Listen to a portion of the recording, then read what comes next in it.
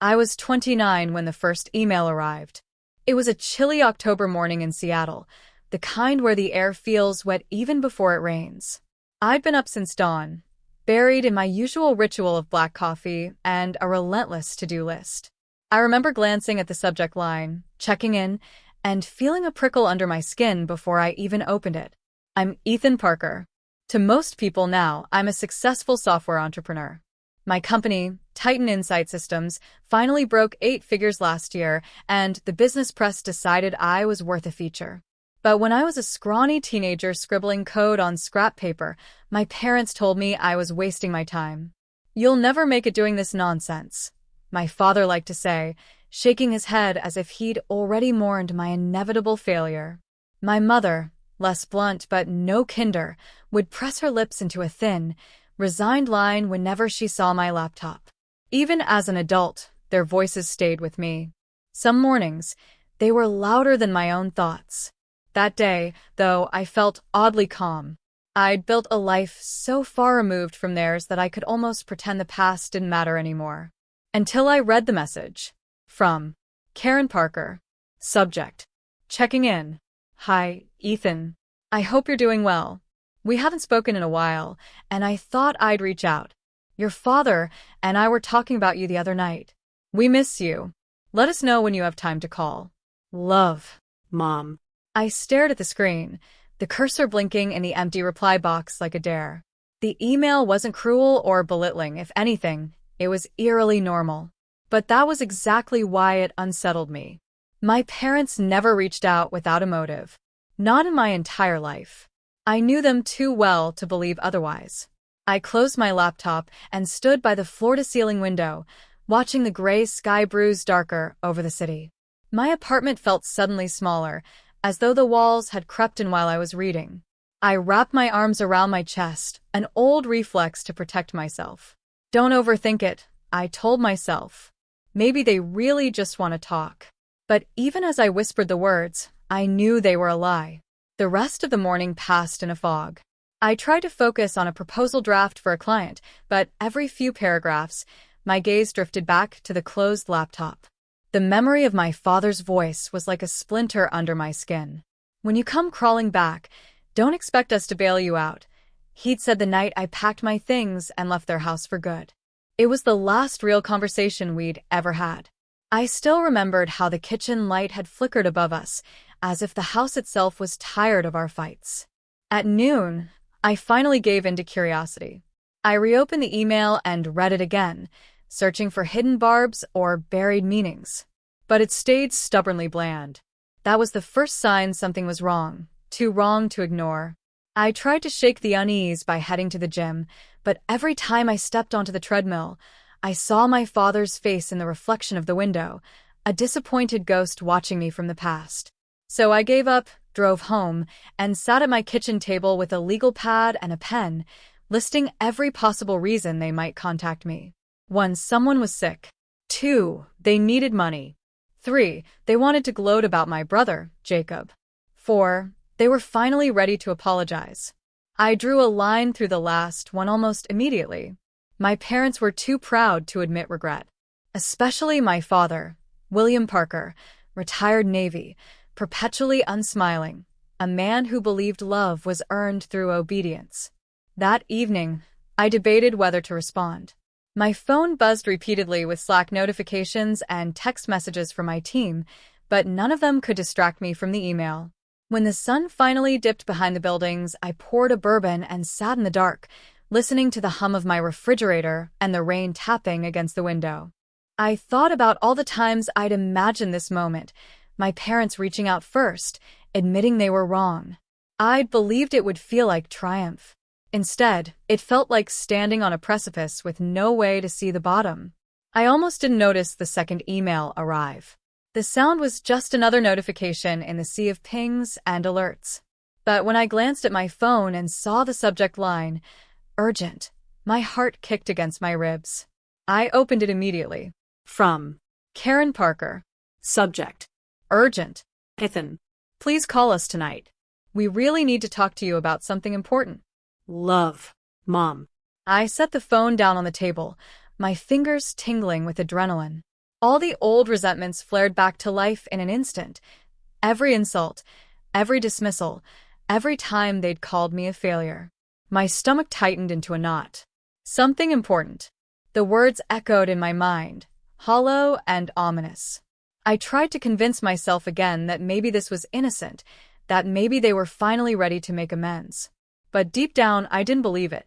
I drained the last of the bourbon and set the glass aside, my hand unsteady. Whatever this was, it wasn't over. Not by a long shot. And for the first time in years, I felt a flicker of something I couldn't quite name, a strange mix of dread and anticipation. I spent the next week trying to pretend everything was fine. Every time my phone buzzed, I felt that same strange tension in my stomach, as if some invisible hand were twisting my insides. I kept telling myself it was nothing, just my imagination spinning shadows out of nothing. But late at night, when the city outside my window fell quiet and the only sounds were the dull hum of my refrigerator and the occasional creak of the old floorboards, I'd catch myself replaying their words over and over. "Maybe we could talk about everything," my mother had said, her voice quivering on that last word. Everything. I wondered what she meant by that. She'd never been one to open herself up, let alone admit to mistakes or regrets. My father, even less so. To him, vulnerability was weakness, failure. He'd spent my entire childhood drilling that into me like it was the only truth worth knowing. By Wednesday, I'd started to notice the pattern. It began with the missed calls. 3, then 5, then 8 in a single day. Always from my mother's number. She never left voicemails, just hung up and tried again, as if she believed if she rang enough times, I'd be worn down and pick up out of habit. I didn't. I watched the screen light up again and again, and I waited for it to stop. The next day, I got a text. "We're just worried about you. You work so much. Maybe we could all meet up, have dinner?" A familiar rush of heat crawled up my neck. Worried about me?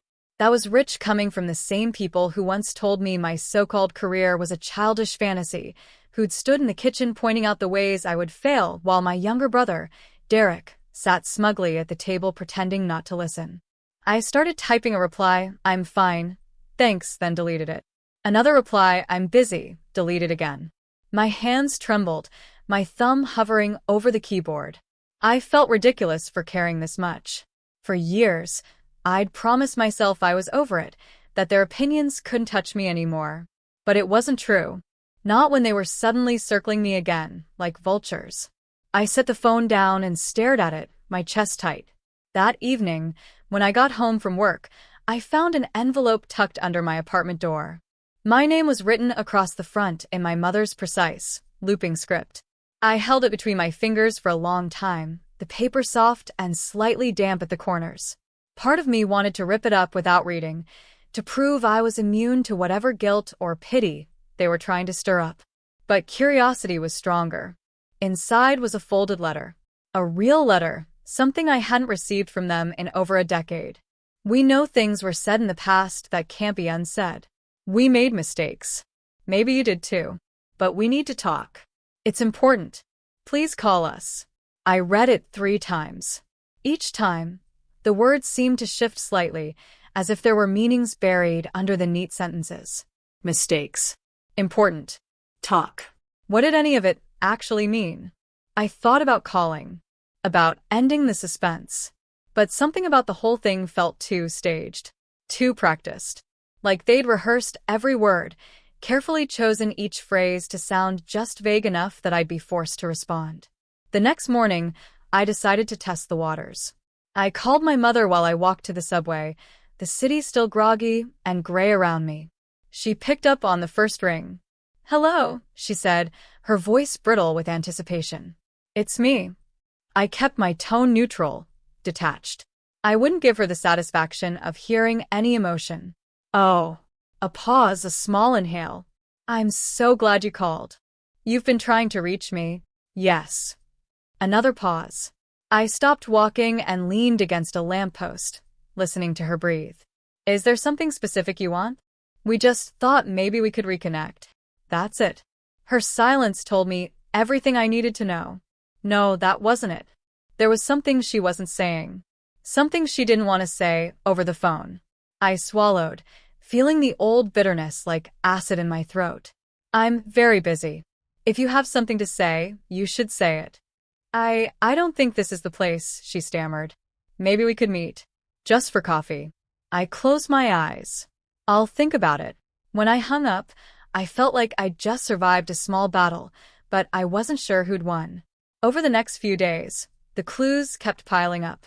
Derek texted me for the first time in years, a single line that felt more like an accusation than an invitation. Heard Mom and Dad are trying to get in touch. You should probably call them. No explanation. No apology for all the times he'd stood by and watched them tear me down. I started to feel like everyone knew something I didn't, like they were all waiting for me to realize it on my own. At night, I lay awake, staring at the cracked paint on my ceiling, remembering the way my father's mouth would curl in disdain whenever I talked about my business.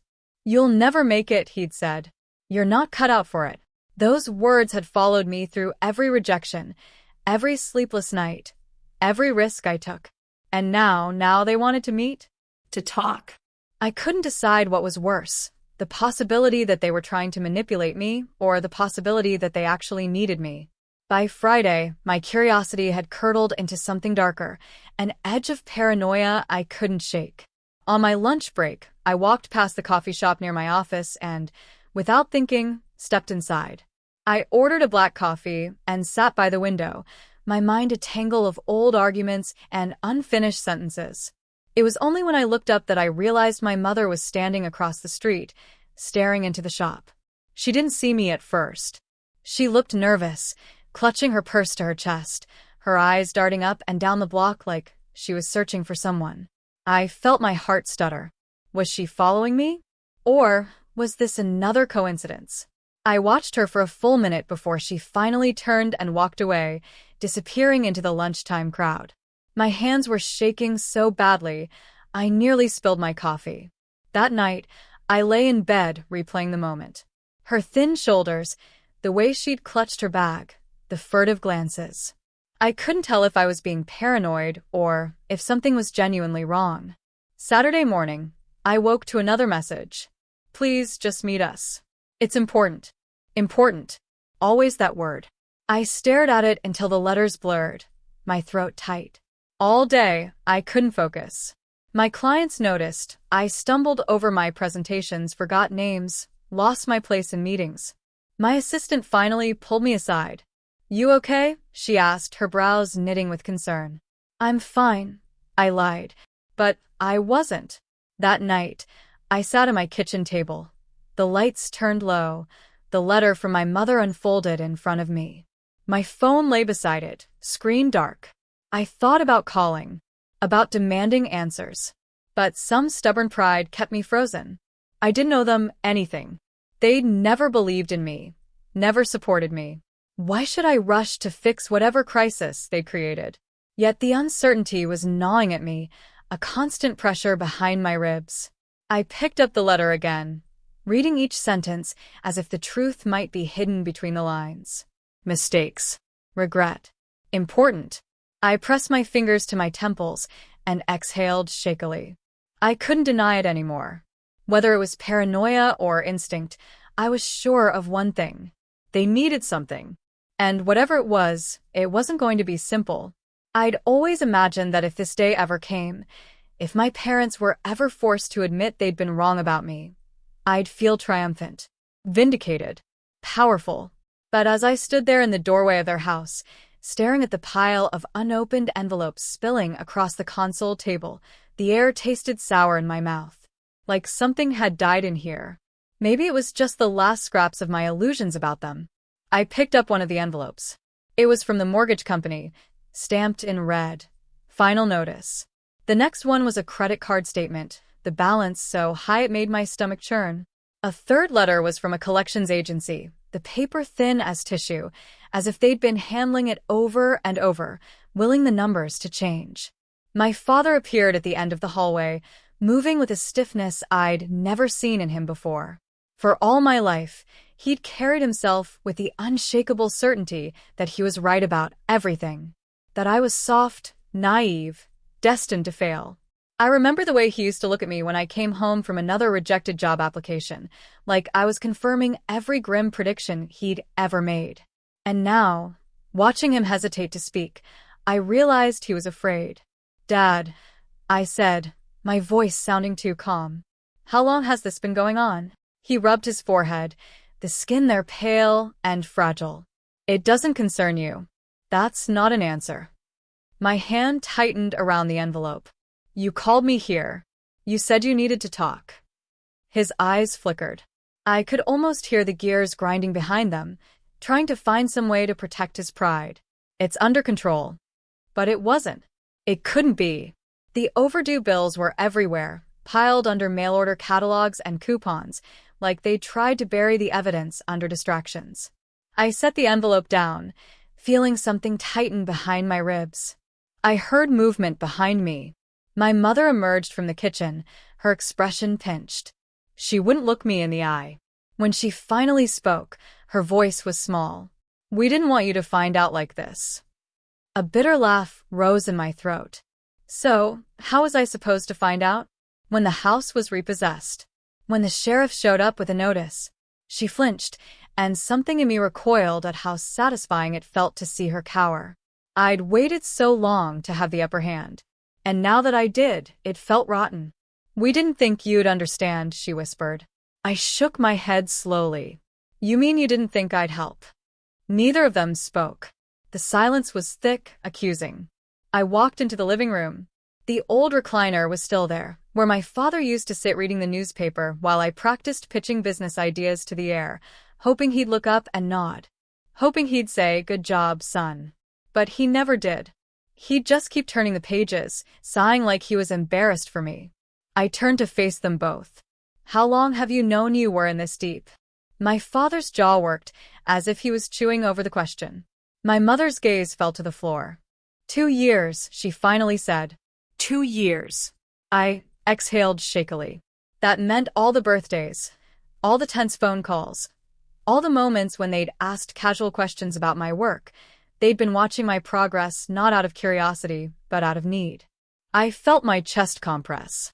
I hated the suspicion curling through me, the voice that whispered, "This isn't about love. This is about survival." My father's voice was hoarse when he spoke. "We made mistakes. Investments, they went bad." "Which ones?" I demanded. "You always said you knew better than me, that you had everything figured out." He looked away, the muscles in his neck flexing. "It's complicated." I swallowed. My throat was so dry it hurt. "Try me." There was a pause. Then he did look at me, really look at me, and I saw the cracks in his certainty. For the first time in my life, he seemed smaller than me. "We trusted someone we shouldn't have." My mother's hands were trembling as she folded a dish towel. "Your father put money into a real estate venture with an old colleague. He promised huge returns. It didn't work out." I felt a hot surge of disbelief. "You gambled everything?" Her mouth tightened. "We thought it was the right move." "And in all that time," I said, my voice rising, "you couldn't pick up the phone and admit you were wrong about me? About everything?" My father's jaw clenched. "We didn't want to come crawling to you." "You didn't want to come crawling," I corrected. "But here we are." The silence after that was so profound I could hear the refrigerator humming in the kitchen. A drop of water ticked in the sink, loud and accusing. "I'm sorry," my mother whispered. And for a second, just a second, I wanted to forgive her. But then I remembered every time she'd sat there and let my father belittle me. Every time she'd sighed when I tried to explain my plans. Every time she'd said, "Maybe you should think about something more realistic." "I don't think you are," I said softly. She closed her eyes, her shoulders curling inward. My father's face was set in lines of old stubbornness. He wouldn't apologize. I knew that before I even asked. "So, what do you want?" I asked finally. My voice sounded empty. They looked at each other. My mother was the one who spoke. We need help to keep the house." "How much?" Her voice cracked. "Almost everything. Almost everything." I closed my eyes, feeling heat flood my cheeks. They were asking me to sacrifice what I'd built, the success they'd said was impossible, to rescue them from their own arrogance. I thought about my apartment, my company, the late nights I'd spent working while they rolled their eyes. About the first time I'd been able to pay my rent without panic, about the first time someone had called me successful. You know what's funny? I said, my voice hoarse. You spent my entire life telling me I'd never amount to anything, that I was a fool for believing in myself. My father's nostrils flared. That was then. And this is now, I said. My hands were trembling. Now you expect me to fix everything. He didn't deny it. He didn't even look ashamed. He just stared at me as if daring me to refuse. I looked around the room. The old furniture, the sagging curtains, the photos of us on the mantel, me at 6, at 10, at 17. In every picture, I could see it, the flicker of fear that I'd never be good enough. I swallowed hard. You never even tried to understand why I worked so hard. My mother let out a shaky breath. We thought you were running away from your potential. No, I whispered. I was running away from you. No one spoke. My heartbeat thumped in my ears. I turned to the doorway. For a moment, I thought about walking out and never looking back, about letting them face the consequences alone. But something stopped me, some old, stubborn loyalty I didn't want to examine too closely. Give me the paperwork, I said finally. My voice was flat. I'll look at it, but I'm not promising anything. My mother let out a sob of relief. My father's mouth tightened, as if he'd swallowed something sour. I walked back to the pile of envelopes. My hand hovered over them, then dropped to my side. I couldn't touch them again. Not yet. As I turned to leave, my father spoke. We always believed you'd make something of yourself, he said quietly. I froze. The words hung in the air like a trap. I didn't look back. I couldn't, because if I did, I might believe him. Outside, the sky was already darkening. I walked to my car in the gathering dusk, the air cold against my face. My phone buzzed in my pocket, an email from my accountant, a reminder about the quarterly filings. My life now, the life they'd said was impossible. I sat behind the wheel, my hands resting on the steering wheel, and felt something shift inside me. This was the moment I'd dreamed of, the moment when they needed me more than I'd ever needed them.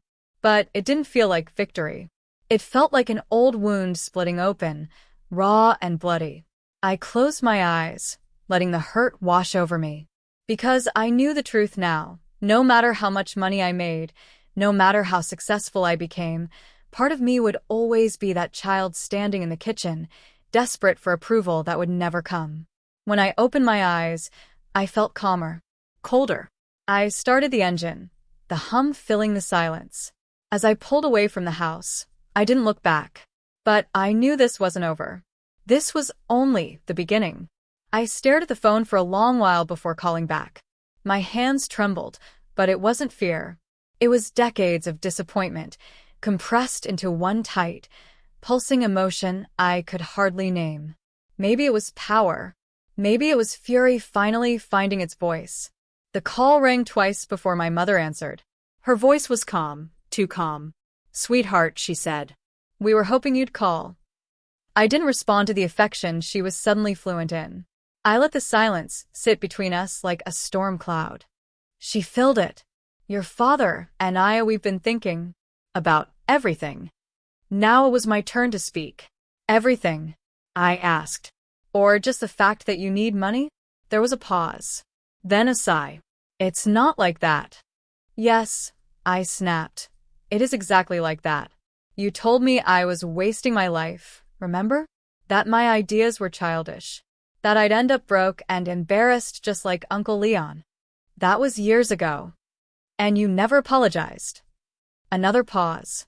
She sounded like she was about to say something else, but my father took the phone instead. Listen, he said, voice clipped.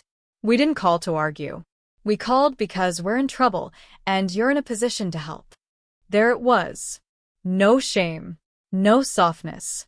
Just expectation, coded in entitlement. You mean to tell me, I said, voice cold, that after everything, after mocking my business ideas, ignoring my milestones, skipping my graduation, You think I owe you now? You're our child. No, I said.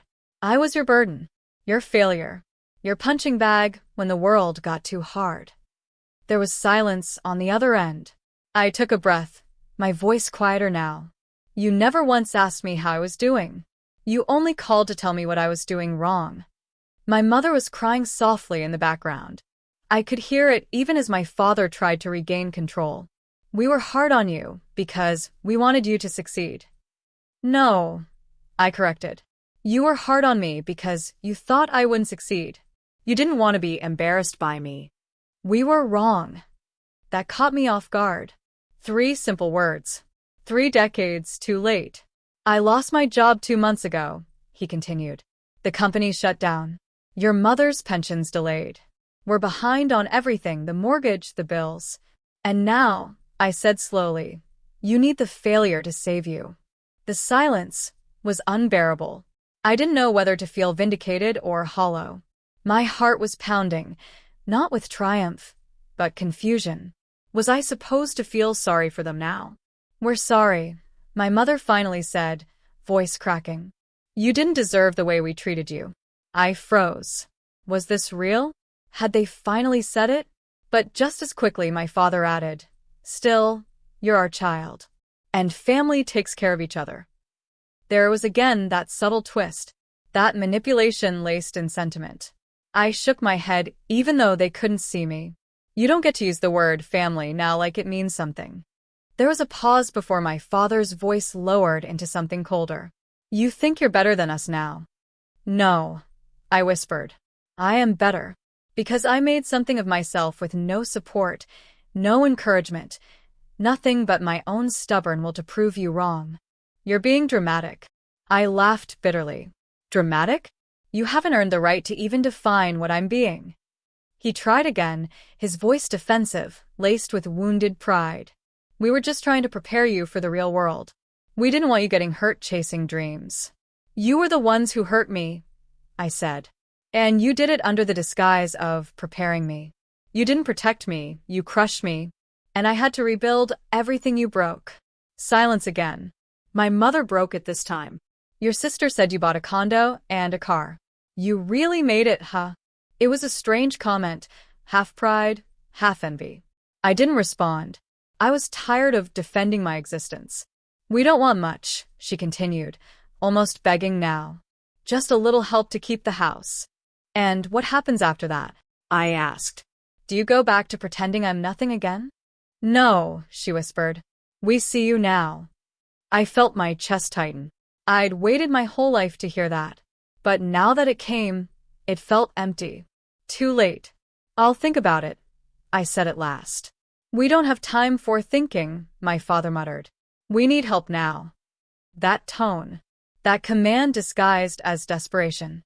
It pulled something from deep within me.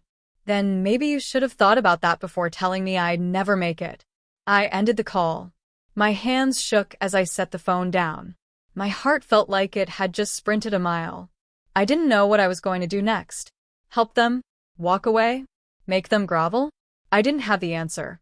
All I knew was that something massive had shifted. They were no longer the voices in my head telling me I wouldn't succeed. They were the ones at the door, knocking, waiting, hoping I'd open it. I sat alone in my living room as the evening light crawled up the walls and faded into shadow. My hands were still trembling, though I couldn't tell if it was from anger or some deeper ache I hadn't yet dared to name. Just a few days ago, I would have given anything to hear my parents say they needed me. All those years of being mocked, dismissed, told I'd never be more than a disappointment. Some buried part of me still longed to prove them wrong. But now that they'd finally come crawling back, desperation seeping through every word, I felt only a cold, disorienting emptiness. I glanced at the stack of unpaid bills they'd left on my kitchen table. Each envelope was a confession in plain sight. Mortgage overdue, credit lines exhausted, final notices with red stamps screaming past due. I imagined my father's face when he opened them, his pride dissolving into panic. My mother's carefully rehearsed voice on the phone. You've done so well for yourself. We're so proud. The words had sounded as hollow as a dying echo. Outside, the streetlights flickered on, sending a dull orange glow across the windows. I'd spent so long fighting to escape their voices in my head, the way their scorn had carved itself into every decision I made. I couldn't buy a cup of coffee without hearing my father's sarcastic laugh. "You think you're special because you got a job in the city?" The memory scraped across my mind like a blade. Even now, knowing I was the one holding all the power, I couldn't shake the old fear that they were right about me, that I was just a child pretending to be something more. My phone buzzed on the table. For a moment, I didn't want to look, but curiosity won out. It was another message from my mother. "We know we made mistakes. Please don't abandon us. We're your family." I read it 3 times, waiting for any flicker of sympathy, but all I felt was a weary detachment. They hadn't cared when I'd eaten instant noodles for weeks, scraping together rent while they laughed at my ambition. They hadn't cared when I called home just to hear a voice and was told I was too sensitive, too dramatic, too ungrateful. Now that I was successful, now that I had something they could take, they decided to remember I existed. I set the phone down and stood, pacing the living room. Every footstep felt too loud in the silence. My reflection stared back from the darkened window, a stranger in expensive clothes, haunted eyes, shoulders tense with a lifetime of proving myself. Was this what victory looked like? A hollow triumph over people who never wanted me to succeed? I closed my eyes and let the memories come, one by one. My father shaking his head when I announced I'd gotten the job. My mother's disappointed sigh. The way they'd always praised my siblings, more obedient, more predictable, more like them. The Thanksgiving dinners where my accomplishments were ignored in favor of someone else's mediocre successes. Even now, when I thought I'd left all that behind, it was inside me, shaping every doubt, every reflex. I thought of the confrontation, how my father's face had twisted when he realized I knew everything, how he tried to deny it, then blamed the economy, then finally admitted he needed help. I'd waited years to hear him ask for anything, and when he finally did, I'd felt no satisfaction, only exhaustion. Sitting back on the couch, I forced myself to breathe. My therapist always said I had a choice, to react from old wounds or from the person I'd become. But it didn't feel that simple. It felt like I was split down the middle, one part craving their approval, the other scorning it. I wasn't sure which side deserved to win. A car engine rumbled past, headlights sweeping across the ceiling. My phone lit up again. Another message. "We're outside. We just want to talk." I felt the chill before I even turned to look. Moving to the window, I pulled back the curtain just enough to see their car parked by the curb. My father in the driver's seat, staring straight ahead. My mother wringing her hands in her lap. It struck me how small they looked. Not the towering figures of my childhood, but 2 aging people who had run out of options. For a heartbeat, pity flared in my chest. Then I remembered the nights I'd cried myself to sleep, the years I'd spent trying to prove I mattered. My pity dissolved like smoke. I turned away and let the curtain fall. My hands were steady now. I walked back to the kitchen table, picked up the stack of bills, and sifted through them again. I thought about paying them off in secret, some last, desperate attempt to buy closure. But even that felt like surrender. Why should I spend another moment, another dollar, trying to make them comfortable when they'd never done the same for me? A knock sounded at the door. Soft, hesitant. My pulse thudded in my ears. Another knock. A muffled voice, my mother calling my name, her tone wavering. I didn't move. I stood rooted in place, watching the door as if it might open on its own. In that moment, I realized something terrifying. No matter how much success I'd built, I was still that child on the other side of their disapproval, waiting to be let in. And they were still the gatekeepers of a love I'd never received. But this time, the gate was mine to keep shut. Minutes passed. Their voices grew more pleading. My father spoke up, his tone cracking. "We can't do this without you." The word should have felt like triumph. Instead, they left me hollow. I set the bills down carefully, as though they might shatter. I considered unlocking the door. I considered opening it and letting them in, letting the past devour whatever progress I'd made. I imagined their relief, the the temporary peace it would bring, and the resentment that would seep in afterward, souring everything. The thought made my chest tighten. I looked around the room, seeing it clearly for the first time. Every piece of furniture bought with my own money. Every small success earned without their help. This space was mine. Every square foot a declaration that I'd survived. I took a shaky breath. Then another. The knocks grew softer, more desperate. My mother's voice broke on a sob. But I didn't move. My silence was the only answer I had left. Finally, after what felt like hours, I heard their car door open and shut. The engine turned over, and the headlights swept across my window one last time.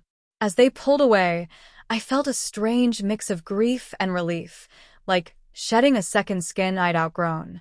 The house fell quiet again. In the hush, I realized something else. I wasn't angry anymore. I wasn't even sad. I was simply done. For the first time in my life, I felt free of their expectations. I walked to the window and watched their car disappear into the night. My reflection looked back at me, older, wiser, unrecognizable to the child who once begged for their approval.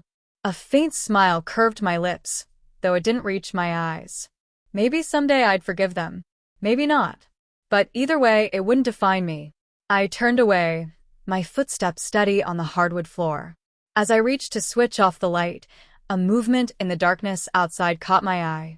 Just beyond the street lamp, a silhouette stood watching my house, motionless, as though it had been there the whole time. My breath caught.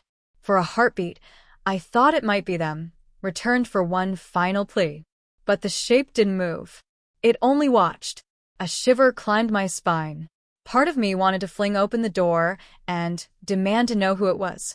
Another part whispered that some questions were better left unanswered. As I reached for the light switch, my phone vibrated again. A final message, though I hadn't given them my new number.